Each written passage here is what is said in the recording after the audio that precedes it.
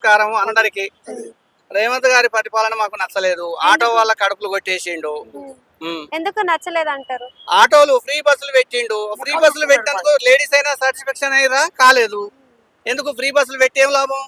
Free బస్సులు ఇప్పుడు సొంత తెలివి కావాలాడా? వేరే రాష్ట్రం ఫ్రీ చేస్తుందని ఇక్కడ చేసి ఫ్రీ చేసిండు. మరి గవర్నమెంట్ ఎంత లాస్ అవుతుంది? అది లాస్ ఎవరు కట్టాలి? మళ్ళీ జనాల మీదనే కదా.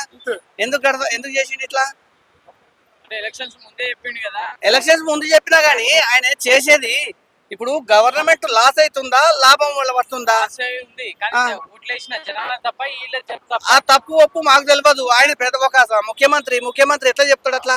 12,000 గురించి ఏమంటారు అన్న? 12,000 ఆటో వాళ్ళకి ఇవ్వాలంటే నెలకు 12,000 ఇవ్వను. నెలకు 12,000 ఇవ్వను. 12,000 ప్రస్తావనే లేదు కదా ఈ మధ్యన. అదే మీరు అంటారు కదా, నెలకు 12,000 ఇవ్వను.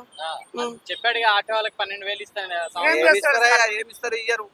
మాకు ఆటో వాళ్ళకి మాత్రం చాలా ఇబ్బంది అవుతుంది. మీకు ఉచిత కరెంటు గానీ 500 రూపాయల గ్యాస్ గానీ ఏం రావట్లేదు? ఏం రావట్లేదు నాకైతే. మీకైతే ఏం రావట్లేదు అంటే ఇప్పుడు ఈయన ఒక్కడి వల్లనే మీకు లాస్ అని చెప్తున్నారా?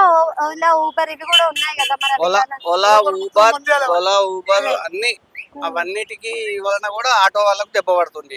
చాలా దెబ్బ పడుతుంది. ఓలా ఊబర్ మొత్తం తీసేసేయాలి. డిస్ట్రిక్ట్ బండి కూడా ఆపేస్తున్నారు. డిస్ట్రిక్ట్ బండి ఇప్పుడు అందరికి పర్మిషన్ ఎందుకు ఇచ్చిండు? పర్మిషన్ ఇచ్చినప్పుడు డిస్ట్రిక్ట్ బండి తిరుగుతుంది. పర్మిషన్ ఇవ్వకపోతే డిస్ట్రిక్ట్ బండి తిరగదు కదా. ఇప్పుడు మేము లక్షలు పర్మిట్ పెట్టి లక్షలు పెట్టుకొని మేము నడుపుతున్నాము. మాకు ఏం లేదు ఉపాధి. ఏం చేయాలి? ఇంతకు ముందు ఒక రకంగా పొట్ట నడుస్తుండే, ఇప్పుడు ఆయన నడుస్తలేదు మాకు. అది మీరు